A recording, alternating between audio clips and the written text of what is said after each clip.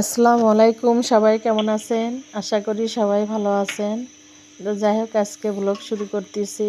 সকাল সকাল উঠছি, উঠে সংসারের সব কাজকর্ম শেষ করে ঘর দুয়ারগুলো গুছিয়ে, বিছানা সবগুলো গুছিয়ে, তারপরে যে এখানে আজকে দুপুরবেলা রান্না করতে আসছি পালং শাক ভাজি আর ছোটো মাছের চচ্চড়ি আগেই রান্না করা আছে, মুরগির মাংসও রান্না করা আছে। শুধু ভাবলাম দুপুরবেলা একটা পালং শাক ভাজি করি। তো যাই হোক, পালং শাকগুলো বেছে নিয়ে তারপরে সুন্দর করে পরিষ্কার করে ধুয়ে নিয়েছি। এখানে যে চুলায় তেলে পেঁয়াজ মরিচ এগুলো ভেজে নিচ্ছি।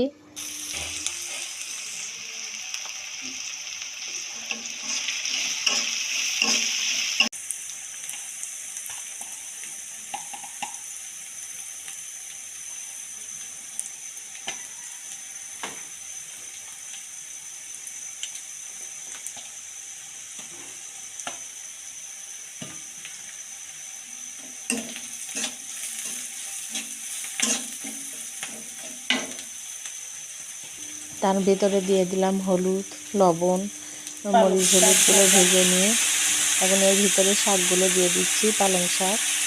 তারপরে পালং শাকগুলো একটু সেদ্ধ হয়ে আসলে ভেজে নেব। তো শাকগুলো উল্টে পাল্টে দিচ্ছি।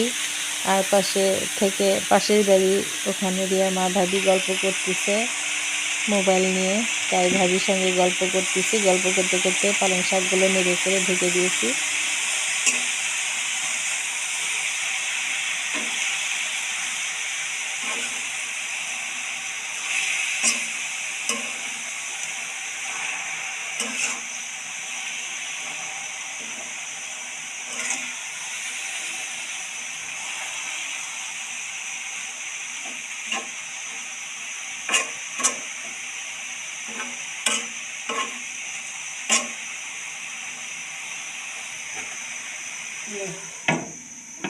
তারপরে এই যে পালং শাক পানি শুকিয়ে গেছে, এখন এই যে ভেজে নিচ্ছি, নেড়ে চেড়ে ভেজে নিচ্ছি, একটু ভালো করে কড়া করে একটু ভেজে নিচ্ছি।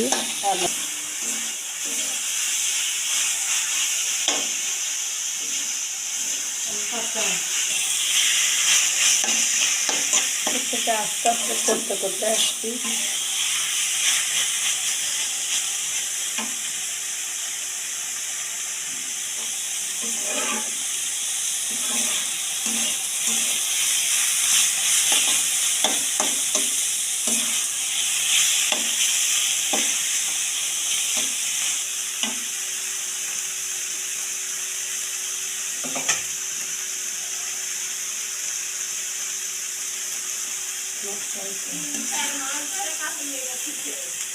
কে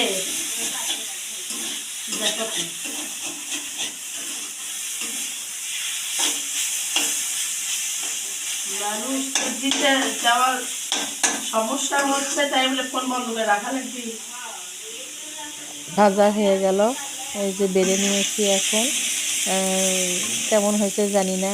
তা আপনাদের কাছে পালং শাক ভাজাটা যদি ভালো লাগে একটা লাইক শেয়ার দিয়ে দিবেন। তো যাই হোক, রান্না আগেই তো অর্ধেক রান্না হয়েই আছে, পালং শাকটা শুধু ভাজা হয়ে গেল।